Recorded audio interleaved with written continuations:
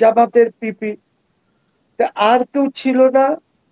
আপনি কি পান নাই? যদি যদি 100টা অ্যাটর্নি জেনারেল অফিসে যদি পজিশন থাকে, কি আপনি 30টা 40টা লয়ারও পান নাই যারা বিএনপি করে না বা জামাত করে না? অ্যাডভাইজার, কোন অ্যাডভাইজার, সে কি সব আমলাদের সাথে আমার চিফ অ্যাডভাইজার বসেছেন?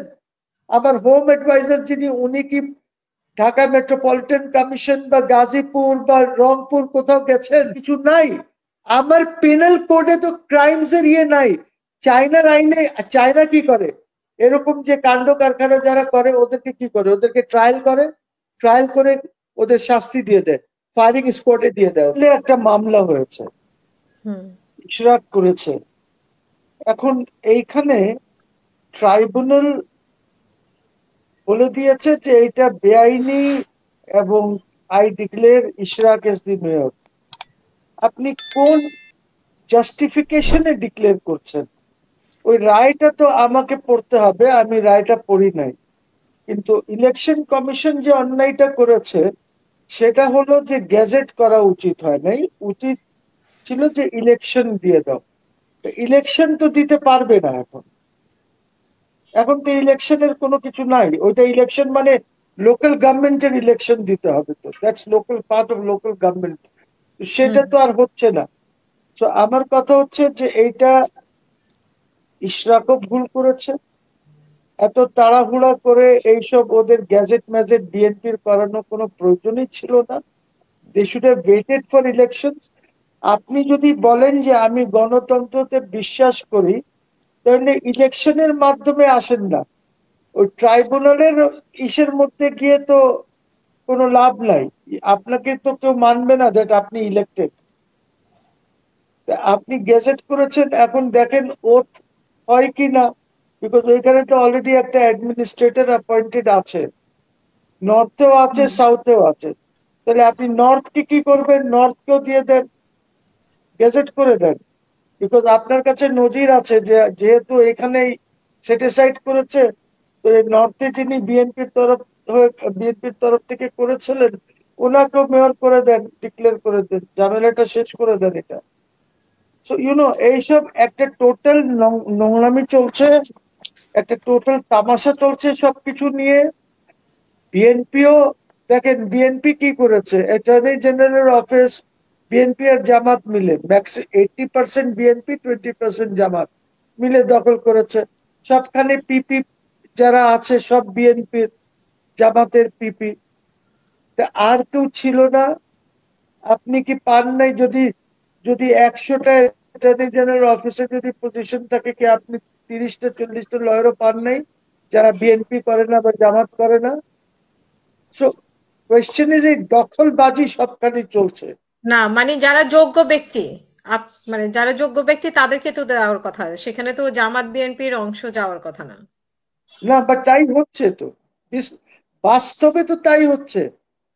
এই তাহলে আওয়ামী দখলবাজি, লীগের সাথে পার্থক্য থাকলো কি? আমি যেটা ফরাদ ভাইকে প্রশ্ন করেছিলাম যে না মিডিয়ার খুব কম আছে। এখন আমি আপনাকে বলি, যে দলটি চিন্তা করছে যে আমি ক্ষমতায় আসব, তারা ওদের আচার আচরণ, ওরা যেভাবে হাট বাজার দখল করছে, আমি হাসি লাগে। একজন বলছে যে আমি এখানে, তুমি চাঁদাবাজি করছো কেন? তার তার উত্তর হলো যে এইখানে তো আওয়ামী লীগ চাঁদাবাজি করতো, এখন যেহেতু জায়গাটা খালি হয়ে গেছে, কাউকে না কাউকে তো এই দায়িত্বটা নিতে হবে। সে বলছে চাঁদাবাজি করার দায়িত্ব নিতে হবে, তো এই জন্য আমি এই দায়িত্বটা নিয়েছি, বিএনপি ব্যাপার। করে। তো কোয়েশ্চেন ইস কি আমরা কি খুব ভালো করব এইগুলি আমরা তো যা এই করছি? চাঁদাবাজির জায়গাগুলো তো সরকারের বন্ধ করা উচিত ছিল। সরকারও তো সরকারের নিশ্চয়ই আছে, মানে নলেজে আছে কোথায় কোথায় চাঁদাবাজি হয়। সেই জায়গাগুলোতে কি সংস্কারের হাত দিয়েছে সরকারে? সরকার তো কিছু পারবে না। আমি তো হাসিনা, আই টোল্ড ইউ যে সরকার তো, ইটস এ সরকার অফ তাহলে এই ফুল, চাঁদাবাজি থামাবে কে? এটা কি ইটস এ আমরা সরকার বিএনপির অফ উপর দায় ফুলস। চাপিয়ে দেব? ওরা তো স্টেট কেমনে একটি রাষ্ট্র পরিচালনা করব সেটা জানে না। ওদেরকে সবকিছু ইউ টেল মি। এখনো বলি, আমার অ্যাডভাইজার, কোন অ্যাডভাইজার, সে কি সব আমলাদের সাথে আমার চিফ অ্যাডভাইজার বসেছেন? আমার হোম অ্যাডভাইজার যিনি, উনি কি ঢাকা মেট্রোপলিটন কমিশন বা গাজীপুর বা রংপুর কোথাও গেছেন, গিয়ে ওই কমিশনারেটে বসেছেন? ওখানে বসলে তো অ্যাটলিস্ট সব ওসি টসি সবাই আসবে, ওদের সাথে আলাপ আলোচনা করবেন, ওদেরকে দিক নির্দেশনা দেবেন, একটা সিস্টেমে চলতে হচ্ছে। রাষ্ট্র তো এইভাবে চলে না। যেভাবে রাষ্ট্র চালানো হচ্ছে সবকিছু একটা তামাশা। আমি কেন বলছি তামাশা? এই যে পলিটিক্যাল পার্টিসদের সাথে যখন তারা বসেছেন, একটা হাট বাজারের মতন বসেছে, 100টা লোককে ডেকেছে, 50টা পার্টিসকে, 1.5-2 ঘন্টা সময়। টেলমি, কি রাষ্ট্রের ব্যাপারে কোনো আলাপ হতে পারে? আপনি একটু চিফ জাস্টিসকে দেখেন, আমার বাংলাদেশের চিফ জাস্টিস, উনি উনি যে দৌড়াচ্ছেন, অমুক ডিভিশনে যাচ্ছেন, ওর জেলাগুলির সব জেলা জজদের সাথে আলাপ করছেন, ওদেরকে নির্দেশনা দিচ্ছেন, সবখানে ঘুরে বেড়াচ্ছেন, কিভাবে এটাকে ঠিক করা যায়, কিভাবে একটি ইন্ডিপেন্ডেন্ট সেক্রেটারিয়েট করা যায়। আপনি কি করেছেন এদেরকে জিজ্ঞেস করি। আরে উনাকে ফলো করলেই তো চিফ অ্যাডভাইজার একটু ঘুরে টুরে এইগুলি করতেন, বাট উনি পারবেন না। তার কারণ হচ্ছে যে you have got Asif Nazrul. Asif Nazrul আইনমন্ত্রী, আইন মন্ত্রণালয়ের দায়িত্বে, গুরুত্বপূর্ণ।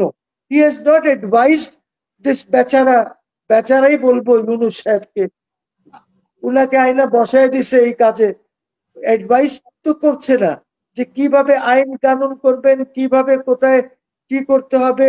আজকে আমি বলি, আপনি সালমানকে কি এই মার্ডার কেসে ট্রায়াল করে ঝুলাইতে পারবেন?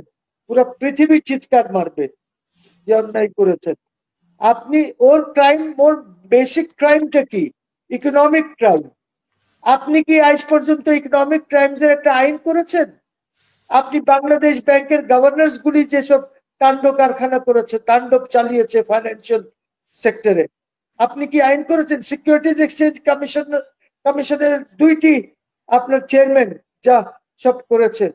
আপনি যতক্ষণ, এরকম অনেকেই আছে, এই যে মেঘনা গ্রুপ অফ ইন্ডাস্ট্রিজ, একটা চোর, একটা ধোঁকাবাজ, একটা ফ্রড, এই যে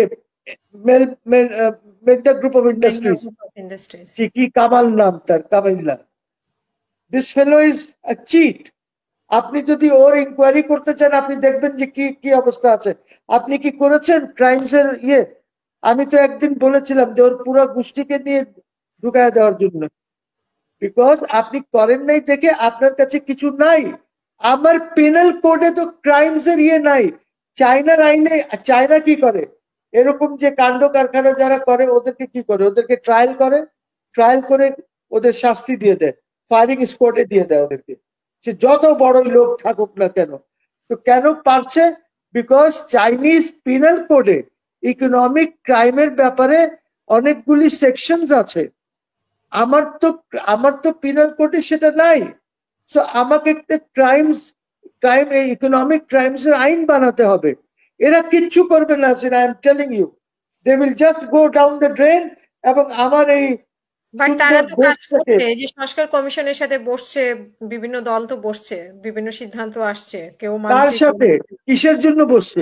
ঐক্যমত কমিশনের সাথে তো বসছে, বিএনপিও বসলো। ঐক্যমত কমিশন কি? হোয়াট ইজ ঐক্যমত কমিশন? ইউ টেল মি, ঐক্যমত অন হোয়াট? On what? ঐক্যমত অন হোয়াট? আর ঐক্যমতের রেজাল্ট তো আমরা দেখতে পাবো। Hasina, we are becoming a joke. June জুলাইতে তো বোঝা যাবে আসলে জোক কিনা। জুন জুলাইতে তো তারা তাদের মানে পুরা ইয়েটা দেখাবে যে আসলে কত। আরে তারা তো দেখো, ওই যে রিয়াজ আছে নাকি, রিয়াজ তো 30টা বই লিখছে, তাতে কি হয়েছে? তাতে কি সে বিরাট কিছু হয়ে গেছে? এতে কোনো লাভ হবে না। তার কারণ হচ্ছে আমি ঐক্যমতে বসেছি, সে বিএনপি বসেছে, বিএনপি বসেছে, বলেছে এইটাতে ঐক্যমতে, কালকে tomorrow when they win election তারা বলে কিসের ঐক্যমত, কিসের ঐক্যমত? এইগুলি আমরা করবো না, বিকজ আমার ক্যাবিনেট এখন বসে বলছে এটা করা যাবে না, পার্লামেন্ট বলছে এটা করা যাবে না, এটা হবে না, উড়ায় দাও। কি ঐক্যমত হবে? You tell me. হাসিনা তামাশা। 9 মাস কি তাহলে সময় নষ্ট হচ্ছে? মানে এগুলো ইউনূস ইজ ডুইং তামাশা। ওই যে নাচায় না, মাংকি মাংকি মাংকি ডান্স, যে এরকম এরকম না ডুগডুগি না বাজায়, পুতুল, না না না না আমার ডুগডুগি মনে হয় বাজায়। আপনি গ্রামের পুতুল হ্যাঁ, নাচের কথা বলতেছেন, ওই যে এরকম পুতুল করে নাচ তো আমি একটু আগে বলেছি, এখন বলছি যে মানকি না, ডুগডুগি বাজায়, বানরের বানর নাচ। নাচে না, বানরের নাচ, বানরের নাচ। বানরের নাচ। That is what is happening. আমরা রাষ্ট্র চালাচ্ছি না তো, খেলাধুলার মধ্যে আছি আমরা, পোলাপানদের খেলা। রাষ্ট্র এভাবে চলে না। রাষ্ট্র ইজ ভেরি সিরিয়াস ম্যাটার। আপনি 18 কোটি লোকের দায়িত্ব নিতে হচ্ছে, বাট ইউনূস সাহেব তো 18 কোটি লোকের দায়িত্ব নেন নাই। উনি তো বলেছেন যে আমি সমন্বয়করা আমাকে এখানে বসিয়েছে, উনি তো ওদের দায়িত্ব নিয়েছেন, এই জন্য ওদের জন্য একটা দল করে দিয়েছেন, ফাইন্যান্স হচ্ছে ওই দলে। উনি তো, এটা তো উনার দল অ্যাকচুয়ালি। এনসিপি এসেনশিয়ালি ওই আমাদের বেনামি প্রপার্টি হতো না, বেনামে আমরা জায়গা জমি কিনতাম ইনকাম ট্যাক্স পারপাসে, তো এইটা হলো বেনামি, বাট এই উনি তো এনসিপি হলো বলতেছে যে, বেনামি। উনি তো বলছেন যে জনগণ ওনাকে চাচ্ছে, মানে জনগণ অন্তর্বর্তী সরকারকে পছন্দ করছেন। দেখেন পাটওয়ারি ভাই একটু আগে বলেছেন যে হোয়াট ইজ দি ব্যারোমিটার। আপনি যে বলছেন হোয়াট ইজ দ্য ব্যারোমিটার, আপনি ফিক্স করে নেন। আপনি 10 বছরের কথা বলে আপনি রেফারেন্ডামের জনগণের কাছে চলে যান, আর আমরা পলিটিক্যাল পার্টিরও জনগণের কাছে যাব। আমরাও বলবো যে 10 বছর দরকার উনার, না 30 বছর দরকার, না উনার ট্রায়াল করো আগে, উনার এইসব দেশটাকে ধ্বংস করার জন্য ট্রায়াল করো। কি কি কি করি, আসেন, আসেন রেফারেন্ডামে চলে আসেন, সবই থাকবো আমরা, আমি থাকবো, বিএনপি থাকবে, জামাত থাকবে, সবাই থাকবে। আসেন, করেন রেফারেন্ডাম, আসেন।